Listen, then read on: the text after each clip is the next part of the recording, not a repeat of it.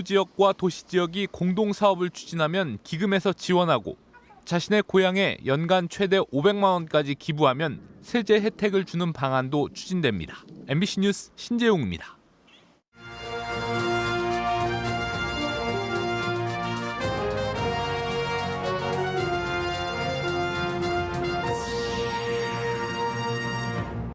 단계적 일상 회복을 앞두고 새로운 거리두기가 시행됐습니다.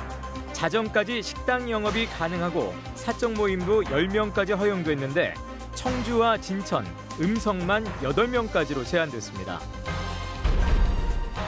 때늦은 무더위에 이어 첫 한파특보가 내려질 정도로 변덕스러운 날씨가 이어지고 있습니다. 이번 주 중반 또 한 차례 추위가 찾아올 전망입니다. 청주시가 출연한 공단이 수십 명의 퇴직금을 법정치보다 덜 줬다가 소송에서 패소해 한꺼번에 수천만 원을 물어주게 됐습니다. 75년 동안 주민등록 번호도 없이 살아온 할머니의 사연이 보도된 이후 곳곳에서 온정의 손길이 답지하고 있습니다. 할머니는 이웃의 도움으로 이사도 했습니다. 네, 시청자 여러분 안녕하십니까? 계속해서 MBC 뉴스데스크 충북입니다. 먼저 오늘 충북의 코로나19 발생 현황 살펴봅니다. 오늘 신규 환자는 39명입니다. 청주 12명, 충주 17명, 제천 1명, 영동 4명, 음성 3명, 진천에서 2명이 확진됐습니다. 충북의 누적 환자 수는 7,380명, 누적 사망자 수는 81명입니다.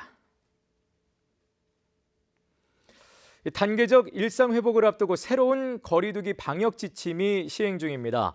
충북의 식당과 카페 영업 시간은 밤 12시까지로 연장됐고 사적 모임 인원 수도 백신 접종 완료자를 포함해 10명으로 늘었는데요.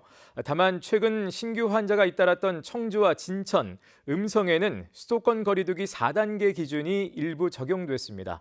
정재영 기자의 보도입니다. 거리두기 3단계 시행 이후 외식업계 자영업자들의 가장 큰 고민은 영업시간 제한이었습니다. 발열 체크와 명부 작성, 백신 접종 여부를 확인하느라 테이블 회전 속도는 느려졌지만 영업시간은 밤 10시가 한계. 손님이 머무는 시간까지 역산해야 해 소위 2차 손님은 받을 수 없었는데 새 방역 지침이 발표되면서 영업시간이 2시간 늘었습니다. 밤 10시 제한 2달여 만입니다.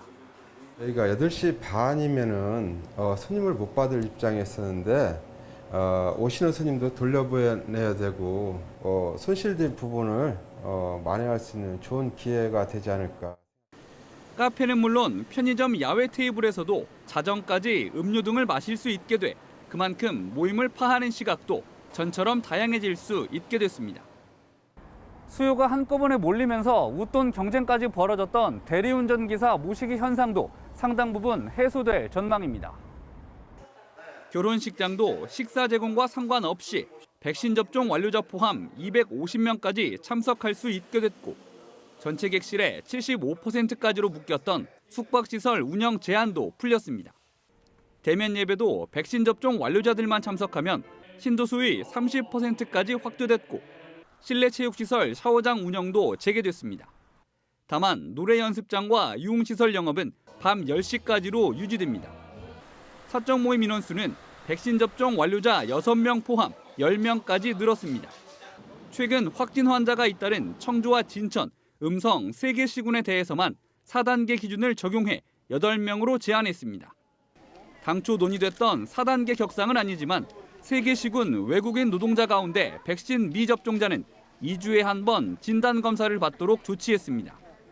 집단 감염 발생 사업장에 대한 제재도 강화됐습니다.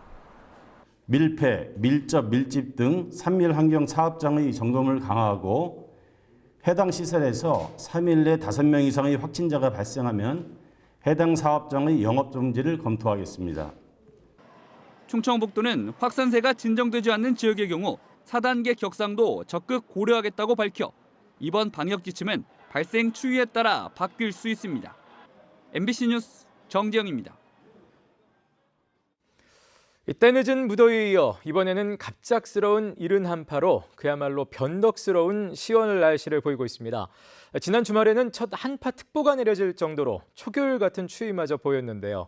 이번 주 중반 또 한 차례 추위가 찾아올 전망입니다. 이채연 기자가 전해드립니다. 청주 도심 사거리. 긴 코트와 두꺼운 점퍼로 몸을 감싼 시민들이 발걸음을 재촉합니다. 찬 바람에 목도리와 마스크로 목과 얼굴을 최대한 가리고 장갑을 낀 시민들도 눈에 띕니다. 옷차림만 보면 마치 한겨울 같습니다. 원래 저번 주만 해도 가디건 입었는데 새벽에 잠깐 나왔는데 입김까지 나오는 거예요. 솔직히 얼마나 춥겠어 했는데 너무 추워서. 불과 2주 전만 해도 낮 최고 기온이 28도를 웃돌았던 날씨는 갑자기 기온이 뚝 떨어져 10월 한파가 점령했습니다. 오늘은 올가을 들어 도내 전 지역이 최저기온 기록을 갈아치웠고 일부 지역은 10월 중순 기준 지난 99년 이후 가장 낮은 기온을 보였습니다. 갑작스런 추위에 장사에 나선 상인들은 마음이 급해졌습니다. 날씨가 추워지고 더워지고 자꾸 이렇게 들쭉날쭉하면 이렇게 사과, 배 같은 거 사실 어렵까 봐 걱정입니다. 난로를 미리 준비해 놓는가 하면 온풍기를 틀고 잠시 추위라도 달래봅니다. 오늘 처음 틀어봤어요. 그나마 틀으면 더 낫죠. 손이 추우면 일이 안 되잖아요. 손이라도 녹여서. 청주와 괴산, 음성 등에서는 올가을 들어 첫 서리가 관측되기도 했습니다. 차가워진 공기가 지난 주말부터 우리나라 북으로 남하면서 전국적으로 한파가 찾아왔습니다. 10월 16일 발표한 한파특보는 2011년 이후 두 번째로 빨리 발표된 한파특보가 되겠습니다. 내일은 기온이 오르면서 추위가 주춤하겠지만 모레 다시 한번 찬 공기가 내려오면서 추워질 전망입니다. 이번 주는 일교차도 10도에서 15도가량 크게 나겠습니다. 기상청은 다음 주는 돼야 평년 기온이 회복돼 완연한 가을 날씨가 찾아올 것으로 내다봤습니다. MBC 뉴스 이채연입니다. 청주에 이어 충주에서도 코로나19 학생 집단 감염이 이어지고 있습니다. 도교육청 등에 따르면 충주의 중학교 5곳에서 학생과 교직원 13명이 신규 확진됐고 자가격리 중이던 초등학생 1명도 감염됐습니다. 방역교육당국은 전날 확진된 중학생이 다니는 학교의 학생과 교직원 620여 명을 전수검사한 결과 8명의 감염이 확인됐다고 밝혔습니다. 나머지 중학생 감염자 5명은 같은 학원에 다니는 것으로 알려진 4개 학교 학생들입니다. 앞서 청주에서도 지난 5일 이후 5창의 중고등학교를 시작으로 100명 가까이 확진됐습니다. 청주시가 출연한 공단이 수십 명의 퇴직금을 법정치보다 덜 줬다가 소송에서 패소하면서 한꺼번에 수천만 원을 물어주게 됐습니다. 그래도 명색이 공기업인데 법을 몰라서 그랬다는 해명입니다. 심충만 기자입니다. 청주시 출연 공기업인 시설관리공단은 한 2019년 말 퇴직자에게 퇴직금 500만 원을 덜 줬다가 법원의 지급 판결을 받았습니다. 퇴직금 산정 기준이 되는 평균 임금에 정기적 평가급 등을 넣지 않아 퇴직금을 낮춘 것입니다. 1년 앞서 정기적 성과급은 임금으로 봐야 한다는 2018년 대법원 판례도 따르지 않았습니다. 공단 측은 그런 판례가 있었는 줄 몰랐었다고 해명합니다. 판례에 대한 인지가 부족해서 지연됐다가 그거를 이제 부랴부랴 이제 알게 된 거죠. 이번 소송을 통해서. 대법원 판례가 저희들한테 공문으로 오는 것도 아니고 저희들이 하여튼 부족했습니다. 공단 규정을 바꾼 지난해 3월까지 이 계산법에 따라 퇴직금을 덜 받고 나간 직원은 2018년부터만 따져도 29명. 덜 준 퇴직금 총액이 거의 6천만 원에 이릅니다. 청주시와 공단은 항소를 포기하고 올해 안에 임금 채권 시효가 남은 대상자들에게 미지급 퇴직금을 뒤늦게 지급할 방침입니다. 지도 감독에 대한 이제 책임이 있다 보니까 그런 어떤 이런 그 공단에서 이런 지급과 관련해 가지고 잘못된 부분에 대해서도 일정 부분 이제 시에서 그런 어떤 책임에 대한 부분이 있다 보니까 노동단체와의 공공연한 협약을 통해 노동 존중을 공언했던 청주시는 앞뒤가 다르다는 비판에 직면해야 했습니다. 겉으로는 노동자들의 인권을 존중한다는 가면을 썼습니다만 실질적으로는 이와 같이 퇴직한 노동자들의 인권을 철저히 위반하여 소송을 당했다는 것을. 비판에 나선 청주시 의회 김현기 의원은 직원 퇴직금 문제에 책임이 있는 당시 이사장을 청주시가 최근 재임용했다며 문제를 제기했습니다. MBC 뉴스 심충만입니다. 국민의힘 도의원들의 의혹 제기 이후 형사고발로 이어진 충청북도의 외부 사무실 고액 임차비 논란이 일명 깡통 건물 논란으로 확대됐습니다. 박우양, 이옥규 등 도의원 5명은 기자회견을 열고 임대차 계약 당시 해당 건물에 11억 8천만 원의 근저당이 설정된 상황에서 충청북도가 보증금 5억 원을 지급했다며 시세에 따라 반값에 계약해도 모자란데 오히려 깡통 건물에 입주했다고 주장했습니다. 이에 대해 충청북도는 통상 신고한 건물가액보다 실거래가가 2~3배 높기 때문에 보증금을 돌려받는데 문제가 없다며 바로 전세권을 설정해 보호장치를 만들겠다고 밝혔습니다. 최근 일부 단체 충북선 고속화 노선안 변경 건의와 관련해 조기령 충주시장은 수용할 수 없다고 밝혔습니다. 조 시장은 일부 단체가 노선 변경을 국토부에 건의할 것을 요구하면서 이를 수용하지 않을 경우 내년 선거 심판 운운하며 정치적 압력을 가하려는 것은 혼란을 야기하는 행위라며 거부 의사를 밝혔습니다. 앞서 충주시는 상가 양성화와 관련해 협상이 다시 결렬된 라이트월드 투자자들의 요구에 대해서도 일부가 불법 전단을 살포하고 정치투쟁 경향을 보인다며 엄정 대처하는 한편 공원을 정상 복구하겠다는 입장문을 낸 바 있습니다. 한 번도 뵌 적은 없지만 같은 국민으로서 한 가족인 할머니께 인사드립니다. 오랜 세월 포기하지 않고 살아주셔서 감사합니다.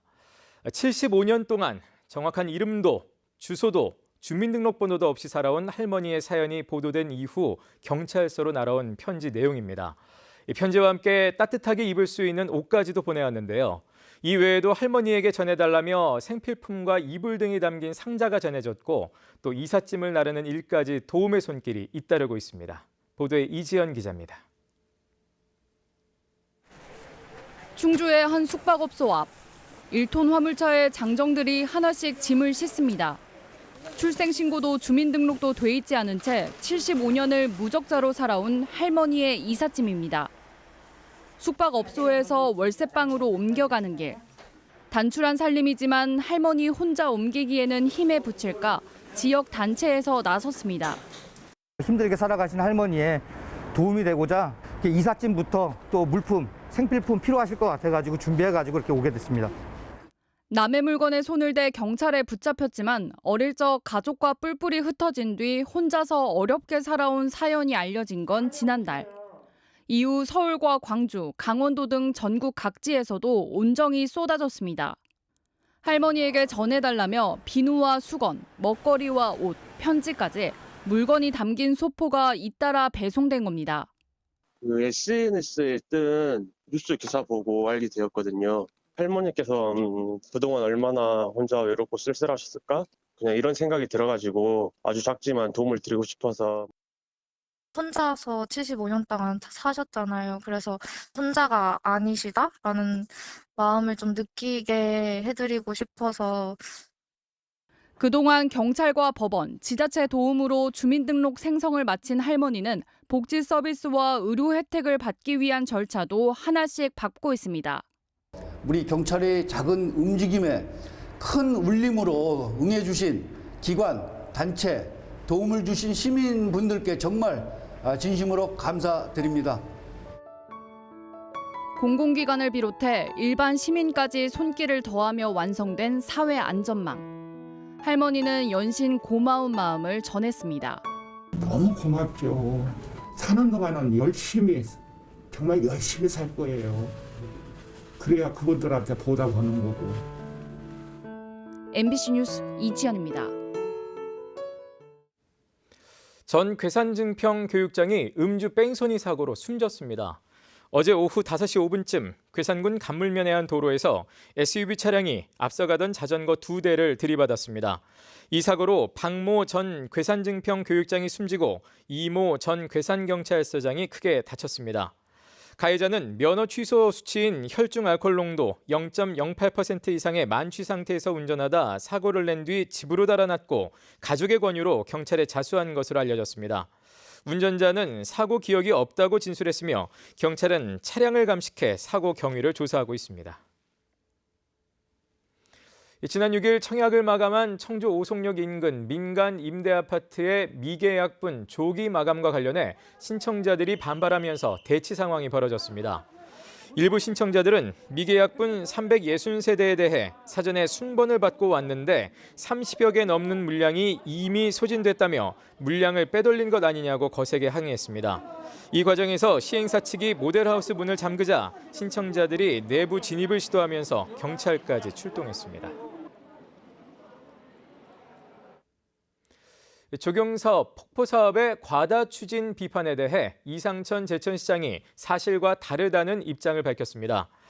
이상천 제천시장은 SNS를 통해 450억 원 이상 조경사업 주장은 각 부서에서 추진하는 대단위 국도비 공모사업의 일부분까지 포함한 것으로 순수 도시녹화 예산은 다른 인접시군의 절반 이하 수준인 31억 원에 불과하다고 밝혔습니다. 이 시장은 또 조경이 많아진 것이 아니고 도시 전체의 구조와 내용이 변화하는 것이라며 선거를 앞두고 소모적 논쟁을 멈춰달라고 덧붙였습니다. 오는 27일 개막되는 제천 한방바이오 박람회가 온라인과 대면 행사를 병행해 개최됩니다. 대면 행사는 제천시 왕암동 한방엑스포공원에서 진행되며 공연과 농특산물 판매장 등이 이루어지는 주 행사장은 백신 접종 완료자나 진단검사 음성 확인자만 출입할 수 있습니다. 백신 1차 접종자나 미접종자는 주 행사장을 제외한 한방생명과학관과 발효박물관, 또 식물원 등이 있는 체험장을 이용할 수 있습니다. 한편 처음 시도하는 온라인 프로그램은 홈페이지와 유튜브 채널을 통해 공연을 송출하며 집에서 따라하는 한방 밥상과 한방 체험 행사, 한방 제품 라이브 커머스 등이 진행됩니다. 네, 뉴스데스크 충북이었습니다. 함께 시청해주신 여러분 고맙습니다.